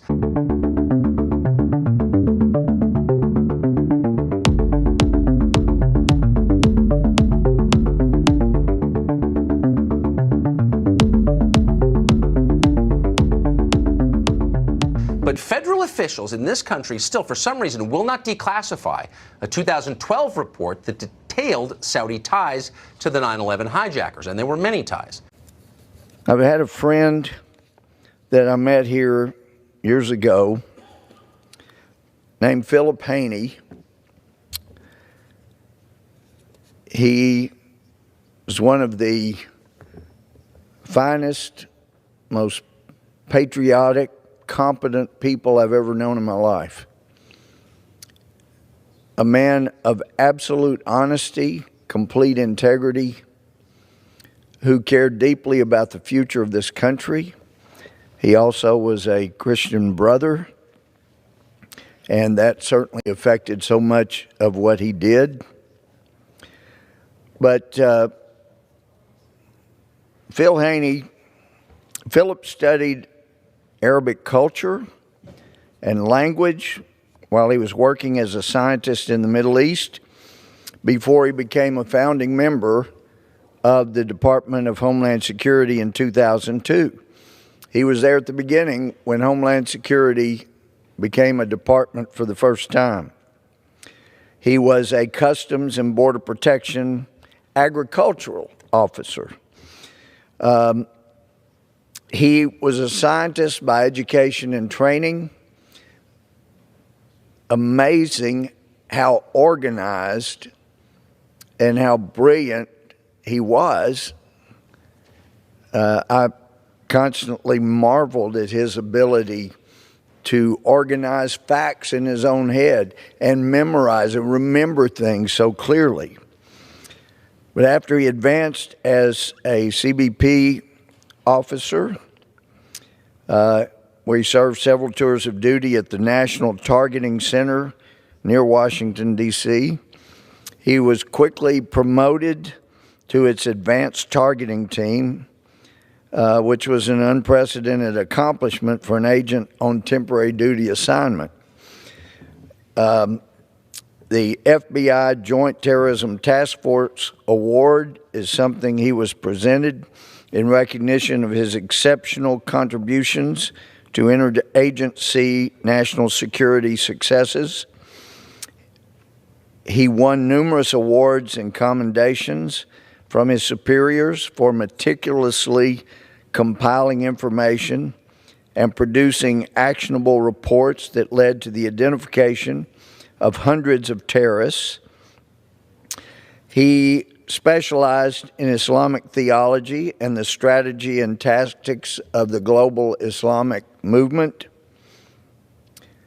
He wrote a book after he retired from government service, a takeoff on the Obama administration's slogans, "See something, say something." But as he experienced firsthand, he saw things that were a threat to this country. He said something, and he was severely punished for it because apparently the Obama administration had some radical Islamic ties that they did not want anybody, including Philip Haney, to expose. So he had a book he wrote, "See Something, Say Nothing," and it documented the Obama administration's effort to obfuscate the role that radical Islam played in numerous Muslim terrorist attacks that took place in America from 2008 to 2016. One review of Philip's book described it as an expose of a politically correct federal government that capitulates to a subversive enemy within and punishes those who reject its narrative. In 2016, as a whistleblower, he testified before the Senate Judiciary Committee, chaired by then Senator Ted Cruz, to allege that the Obama administration had acted irresponsibly concerning Islamic extremism. Philip Haney claimed that the administration had acted in favor of political correctness rather than take actions that may well have prevented the June 2016 Pulse nightclub shooting in Orlando and the San Bernardino shooting in December of 2015. He was investigating groups that helped radicalize normal Muslim believers, radicalizing them to the point that they would commit acts of terror. And he found some ties. And it was amazing when he got a hold of a string, how he could trace that string back to its roots. He once said that he did at the Department of Homeland Security what he did with bugs. He followed the trail and found the nest. It was amazing how he could do that, and that's the reason he was cited as he was. In fact, this letter from June 8th of 2012 to Officer Philip B. Haney. On behalf of U.S. Customs and Border Protection, I commend your outstanding contributions while assigned to the National Targeting Center passenger. Your display of dedication and effort in the fight against terrorism has been exemplary. Your talents and professionalism have contributed to the continued achievements of the NTC-P. You played a key role by providing support to the CBP mission and the NTC lead role in defending and protecting our nation's borders. A key component of the National Targeting Center passenger, a success in is the invaluable people like you who perform the work in our important mission. I'm confident to know that CBP can rely upon you to provide expertise to combat threats against our nation. Additionally, your expertise and experience has been invaluable while assigned to the advanced training team. Your research on the Tablighi Jamaat initiative has assisted in the identification of over 300 persons with possible connections to terrorism. The assistance you have provided in the development of this initiative has been key to the future success of the project. National Targeting Center looks forward to your continuing support and assistance in the program. Once again, thank you for your unfailing commitment to the success of the National Targeting System mission. Your professional actions and achievements reflect favorably on you and all of the Customs and Border Protection. Thank you for a job well done. Well, that was June of 2012. Wasn't terribly long after that. He had been entering information on radical Islamic ties with people in the United States, attempting to come into the United States, with ties to people in the United States. He was documenting all those things. And we had a Secretary of Homeland Security who bragged about how Homeland Security could connect the dots. And then he was ordered to start removing these dots, so to speak. He was ordered to start deleting thousands of pages of data that he had carefully researched and identified that would help protect America. That was during the Obama administration. He was scared for his country that the Obama administration would make him delete. And there was an occasion when he was watching his computer and somebody started deleting hundreds of pages of documents as he watched. Hundreds of pages of information that would have helped keep America safe for the future. There was an opportunity the House of Representatives had. We were in the majority. He could have been brought in as a specially requested agent for the House. Apparently, there were people that were afraid that he had so much information, the Obama administration might come after anybody that was attempting to help or protect him and the valuable information he had. But he wasn't brought in. He was told, oh, go file an IG complaint with Homeland Security Inspector General. I implored him that that would be a mistake because the Inspector General at that time at Homeland Security had already been cited for falsifying an IG report to protect the Obama administration. We knew that it was not going to be a fair Inspector General investigation, and in fact, he became an official whistleblower. He became a whistleblower, filed his IG complaint about the Obama administration deleting so much data from its database to help identify terrorists.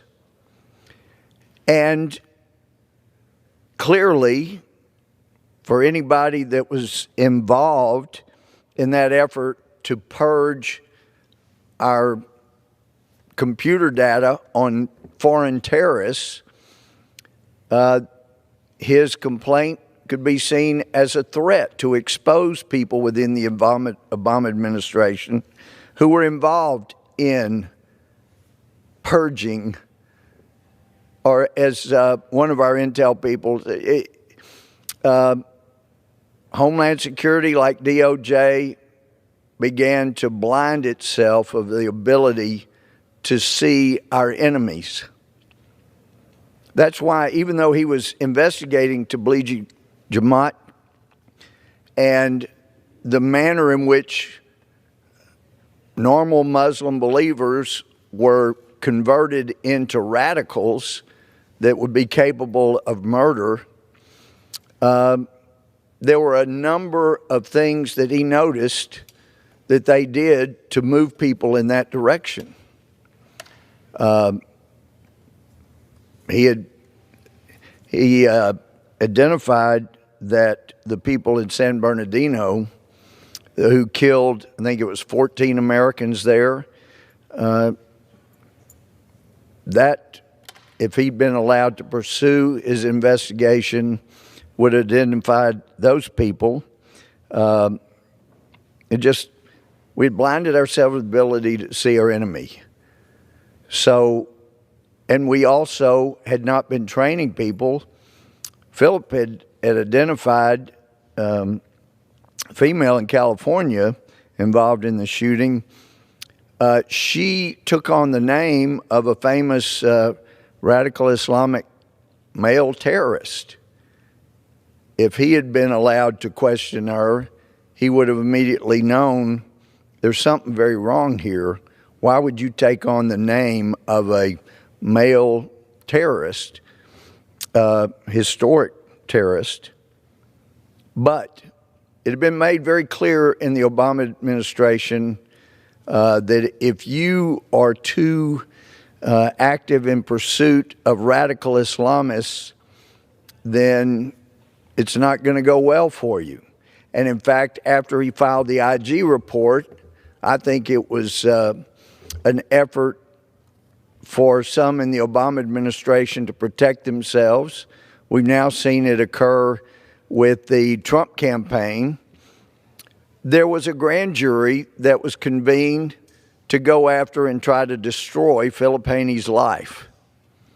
His wife, Francesca, was a college professor, and the trauma of being raided, constantly harassed and questioned, seeing one of the finest, most honest and honorable protectors of America in our history, Philip Haney, she saw him just being savaged. And it ended up resulting in her going to the hospital. Whether it was a full-blown nervous breakdown or not, I'm not sure. But it sent her to the hospital to have the United States government go after a man she knew was a hero for and to the United States. Well, Philip was so meticulous, so organized, they couldn't find anything with which to indict him. They were trying to drag up something, but he had well documented everything he'd ever done. It's the way he was. It's who he was. They couldn't find anything to indict him. They had already moved him in basically a closet, kept him from doing the job he was the best at in protecting America. And finally, they basically said, well, we can't find anything. So look, if you'll just agree to retire, then we'll let everything go, but you got to destroy stuff in your possession. Well, he retired, and that's when he wrote the book, See Something, Say Nothing. He had been savaged by his own government, his own country that he was trying to protect. And I'd commented to him, in his book, he had given me a draft to read before it was published. I said, Philip, you don't really name a whole lot of names in this book about where the problems have been. He said, I know, this is just the first. I'll do another that names names. And that's what he was working on. After Francesca had died about a year ago, he moved to California and was near his sister, Diana. And I was so thrilled to get a text from Philip saying, basically, I've met someone, she's wonderful, and in talking, they were soulmates. And I texted him that I had a minister friend that had said, it's interesting when men who've been in a long marriage have their wife pass away, it's not unusual. In fact, it may be average to have them remarried in 6 months. Of course, he volunteered. Of course, women that have been in a long-standing marriage, when their husband dies, a lot of them don't want to ever remarry. It's an interesting difference. But anyway, so I wasn't surprised that he had found love again. He and Denise were going to be married on April 4th.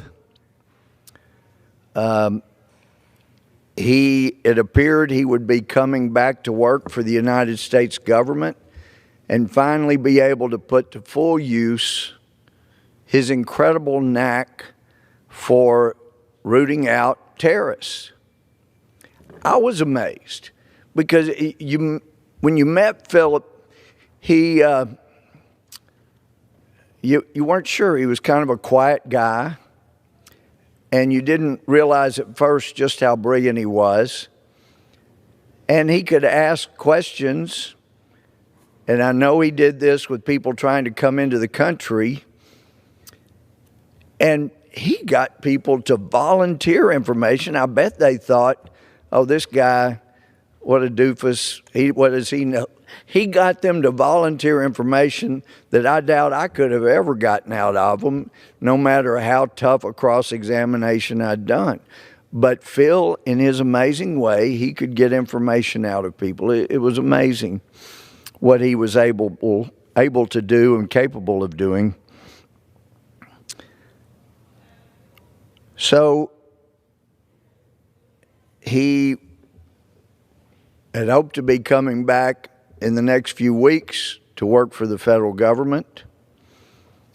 But then he got some news last week that he needed to have open heart surgery. Chances of success were very good. Complete success. Shouldn't be too long of a recuperation time. And he passed that along to the person that he was going to be coming to work for in the federal government. Sent him a text. Got to have open heart surgery next week, but basically hope to be available for work shortly after that. Short recuperation. He talked to his sister, either talked or texted with his sister virtually every day. And they texted up to the evening last Thursday, and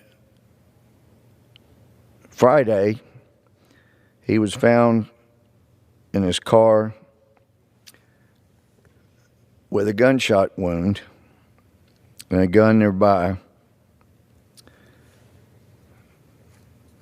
I think the Amador County law officials are doing a decent job.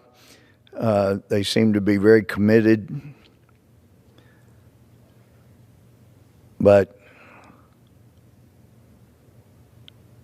his book was going to name names of people that put this country at risk. Getting married April 4th.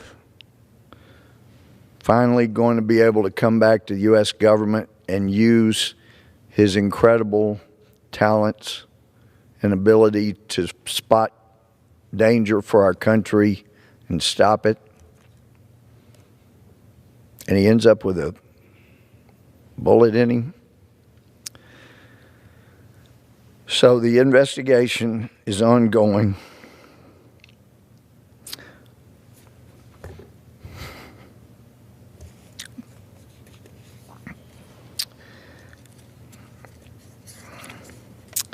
He is severely missed